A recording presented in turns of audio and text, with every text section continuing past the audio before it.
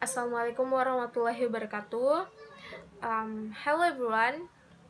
So first, let me introduce myself. My name is Juliana from Class D, English Literature, Faculty of Cultural Sciences, Mula Warman University.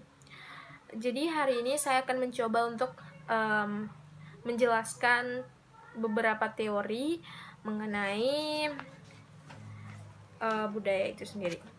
Jadi yang pertama itu Marxisme, literary criticism. Jadi tokoh dari literary criticism ini yang pertama itu adalah Marx and Engels, George Lucas, Antonio Gramsci, Terry Eagleton, dan masih banyak lagi. Jadi pandangan Marxisme terhadap kebudayaan dan masyarakat. Jadi kebudayaan ini adalah suprastruktur dari ekonomi, dan ekonomi sebagai basis struktur. Dan sastra adalah cerminan suprastruktur dari ekonomi, dan kemudian ekonomi sebagai basis struktur. Sastra adalah cerminan dari masyarakat yang ditinjau dari struktur kelas sosial dominan. Jadi dari teori ini yang menjadi pertentangan itu antara pemilik modal dan masyarakat pekerja adalah tema utama atau garis besar dari teori ini, antara kaum bourgeois dan proletariat. Jadi ideologi pendidikan agama juga dianggap sebagai suprastruktur dari sebuah masyarakat. Lucas beranggapan sifat sastra adalah melestarikan tradisi kultural dan karya seni, harus melewati alienasi, juga harus mencipta secara menyeluruh. Karya sastra sama dengan refleksi realitas via kata, dan kata bukan realitas itu sendiri, serta totalitas intensif dan ekstensif. Kemudian realisme adalah seni dialektis sejati, dan formalisme adalah subjektivitas abstrak. Naturalisme adalah objek abstrak. Formalisme dan naturalisme dianggap menghancurkan kesatuan dialektis antara dunia internal dan eksternal, sehingga individu dan masyarakat mengalami kekosongan makna. Jadi menurut Marx, semua kelompok masyarakat akan mengalami fase-fase sebagai berikut, yaitu pertama komunisme primitif atau suku, kemudian perbudakan, kemudian feodalisme, kapitalisme, sosialisme, dan komunisme. Kemudian kita beralih pada post-strukturalis kritik.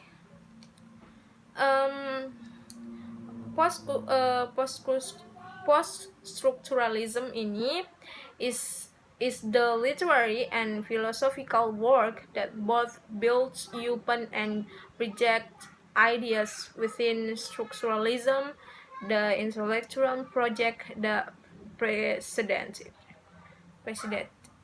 it. Tokoh dari post-strukturalisme itu adalah ada G. Derrida, Foucault, dan etc. Derrida mengkaji dekonstruksi,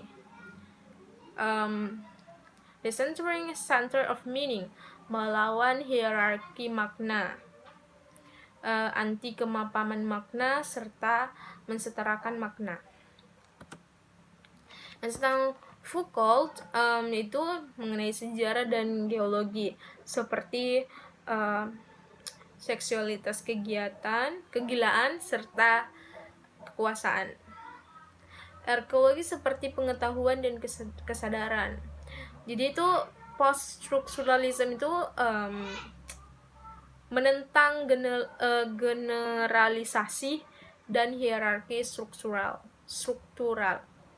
Jadi Derrida menginspirasi post-strukturalis, sedangkan Michel Foucault menekankan realitas kuasa atau power relation dalam pengetahuan dan kekuasaan.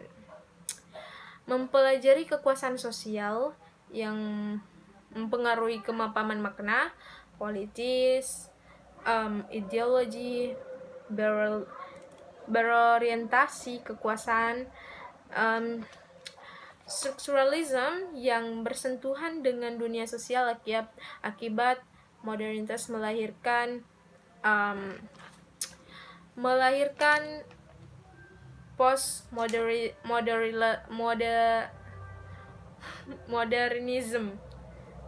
modernism. Konsep kunci dari Foucault adalah arkeologi, geologi, dan kekuasaan. Bila arkeologi memfokuskan pada kondisi histori yang ada, sementara genealogi lebih mempermasalahkan tentang proses historis yang merupakan proses tentang jaringan-jaringan diskursus. Poststrukturalisme menentang generalisasi dan hierarki struktural. Jadi strukturalisme memfikskan atau menetapkan dan memapankan makna, sedangkan poststrukturalisme mencairkan dan selalu menunda makna. Jadi ini sangat menarik. Kemudian kita berpindah ke postmodernism adalah interpretasi skeptis terhadap budaya, sastra, seni, filsafat, sejarah, ekonomi, arsitektur, fiksi, dan kritik sastra. Postmodernisme sering dikaitkan dengan dekonstruksi dan poststrukturalisme karena penggunanya sebagai istilah mendapat popularitas yang signifikan pada waktu yang sama dengan pasca strukturalisme. Postmodernisme berkembang setelah era modern. Paham ini bukanlah paham tunggal atau sebuah teori, tetapi justru memayungi berbagai teori-teori yang bertebaran dan sulit dicari titik temu yang tunggal. Bagi Derrida, Foucault adalah postmodernisme adalah bentuk radikal dan kemodernan yang akhirnya mati sendiri karena kesulitan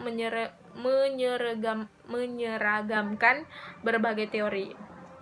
Jadi bentuk-bentuk kehidupan postmodernity itu kelangsungan hidup kapitalisme melalui produksi dan reproduksi makna, komodifikasi melalui simulasi spirit obsolescence, daur hidup komoditas diperpendek, realitas semu yang memunculkan ketidaksadaran massal, desa global dan global teater ada dalam layar kaca atau media.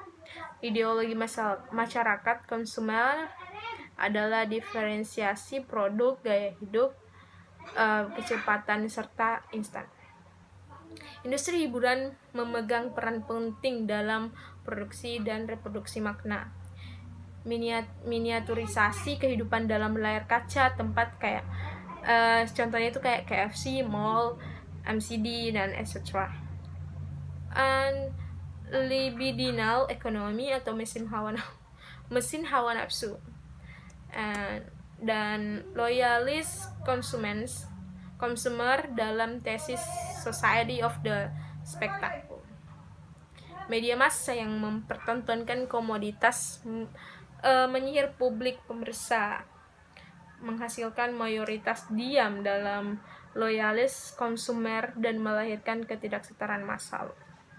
Yaitu penjelasan mengenai postmodernisme. Jadi kemudian saya akan menjelaskan multikulturalisme. Multikulturalisme merupakan pola pikir yang menuntut kesediaan untuk menerima kehadiran kelompok dan sistem nilai lainnya dalam kehidupan bersama tanpa mempedulikan perbedaan agama, stratifikasi, gender, dan etnis dan ras. Multikulturalisme sebagai ideologi yang mengakui dan mengagungkan perbedaan dan kesederajatan manusia, baik sebagai individu maupun sebagai anggota masyarakat, sekaligus dengan kebudayaannya. Jadi multicultural literature itu, multikulturalisme itu pada dasarnya adalah pandangan dunia yang kemudian dapat diterjemahkan dalam berbagai kebijakan kebudayaan yang menekankan penerimaan terhadap realitas keagamaan, pluralitas, multikultural yang terdapat dalam kehidupan masyarakat. Multikulturalisme dapat juga dipahami sebagai pandangan dunia yang kemudian diwujudkan dalam kesadaran politik. Multikulturalisme dapat diartikan sebagai keragaman dan perbedaan terhadap suatu kebudayaan dengan kebudayaan lainnya. Sehingga masyarakat multikultural dapat diartikan sebagai kelompok manusia yang tinggal dan hidup menetap di suatu tempat yang memiliki kebudayaan dan ciri khas tersendiri yang mampu membedakan antara satu masyarakat dengan masyarakat lainnya. Setiap masyarakat akan menghasilkan kebudayaan masing-masing yang akan menjadi ciri khas bagi masyarakat sendiri. Jadi ada 3 pendapat di sini. Yang pertama itu Himelical, multikulturalisme berpendapat bahwa multikulturalisme berangkat dari pemikiran bahwa budaya adalah landasan dasar bagi masyarakat multikultural. Oleh karenanya, sistem politik yang ideal adalah mewabahi semuanya. Dan kemudian ada pro dan kontra antara Charles Taylor dan John Searle. Dan yang pertama itu Charles Taylor berpendapat bahwa multikulturalisme sebagai keharusan moral yang merupakan cabang dari politik liberal, dan sedangkan John Searle berpendapat bahwa multikulturalisme sebagai gagasan yang merusak warisan tradisi barat. Multikulturalisme adalah sayap kiri subculture postmodernisme yang mempertanyakan keobjektivitas dan pengetahuan. Dan kemudian ada Charles Taylor yang berpendapat bahwa multikulturalisme adalah perluasan logis dari politik menghormati kesetaraan dan politik pengakuan. Kemudian yang terakhir ini saya akan menjelaskan tentang postcolonialism literary criticism. Itu adalah kritik terhadap kolonialisme dan imperialisme serta dampak kemanusiaan dari penjajahan suatu negara dan pemukiman pendatang yang bertujuan memanfaatkan penduduk pribumi dan tanahnya, yang diawali dengan penjajahan fisik dengan senjata, kemudian diawetkan dan dimapankan serta dipertahankan dengan pendidikan dan penjajahan atau budaya ini serta hegemoni kebudayaan kolonial. Tokoh pemikir postkolonialisme itu ada Edward Said, Homika Bhabha, Gayatri Spivak. Kritik sastra postkolonialisme. Yang pertama itu menggunakan teori postkolonial dalam mengkritik atau menganalisis sebuah karya sastra. Kedua itu termasuk menganalisis puisi, drama, prosa, dan travel writing mengandung unsur pengetahuan dan kebudayaan kolonial. Dan yang terakhir itu adalah unsur kolonial yang masih berlanjut hegemoninya atau pengaruhnya sampai saat ini. Jadi itulah beberapa yang bisa saya jelaskan apa yang telah saya tulis di sini. Jadi terima kasih atas perhatiannya. Saya mohon maaf apabila ada kesalahan dalam menjelaskan. Jadi wassalamualaikum warahmatullahi wabarakatuh.